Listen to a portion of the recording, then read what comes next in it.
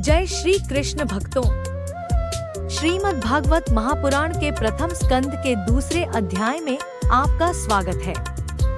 पिछले भाग में हमने सुना कि कैसे नैमिषारण्य के ऋषियों ने सूत जी से कलयुग के मनुष्यों के कल्याण के लिए 6 महत्वपूर्ण प्रश्न पूछे थे। आज के इस पावन भाग में हम जानेंगे कि परम ज्ञानी सूत जी ने उन प्रश्नों के क्या अद्भुत और दिव्य उत्तर दिए, जिन्हें सुनकर आपके मन के सारे संशय दूर हो जाएंगे। आइए इस कथा रस का स्मरण करते हैं। ऋषियों के सुंदर प्रश्नों को सुनकर सूत जी महाराज अत्यंत प्रसन्न हुए। उन्होंने सबसे पहले अपने गुरुदेव श्री शुकदेव जी महाराज के चरणों में प्रणाम किया। इसके बाद उन्होंने ऋषियों के पहले और दूसरे प्रश्न का उत्तर देते हुए कहा, हे ऋषियों, आपने संपूर्ण विश्व के कल्याण के लिए बहुत ही सुंदर प्रश्न पूछा है।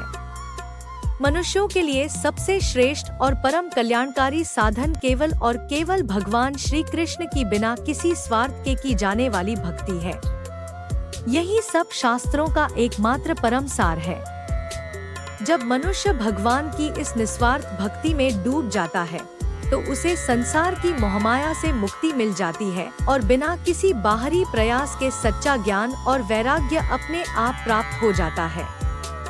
सूत जी आगे कहते हैं कि इस संसार में मनुष्य चाहे जितने भी धर्म कर्म या कर्तव्य कर ले, लेकिन अगर उन कर्मों को करने से भगवान श्री कृष्ण की कथाओं के प्रति प्रेम और सुनने की इच्छा पैदा नहीं होती, तो वे सारे कर्म केवल समय की बर्बादी और कोरा श्रम मात्र है। जैसे वृक्ष की जड़ में पानी देने से पूरा वृक्ष हरा भरा हो जाता है, वैसे ही वासुदेव श्री कृष्ण की पूजा करने से ब्रह्मांड के सभी देवी देवता अपने आप तृप्त हो जाते हैं।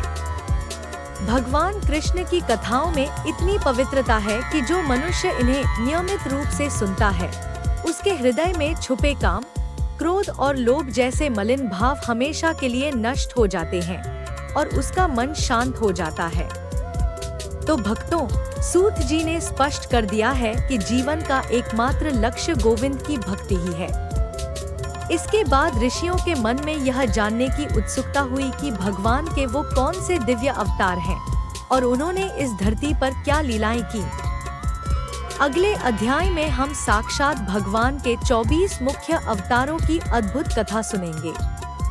अगर आपको भागवत महापुराण की यह यात्रा अच्छी लग रही हो तो कमेंट में जय श्री कृष्ण या राधे राधे जरूर लिखें। वीडियो को लाइक करें और अगले दिव्य भाग को देखने के लिए चैनल को अभी सब्सक्राइब कर लें। राधे राधे।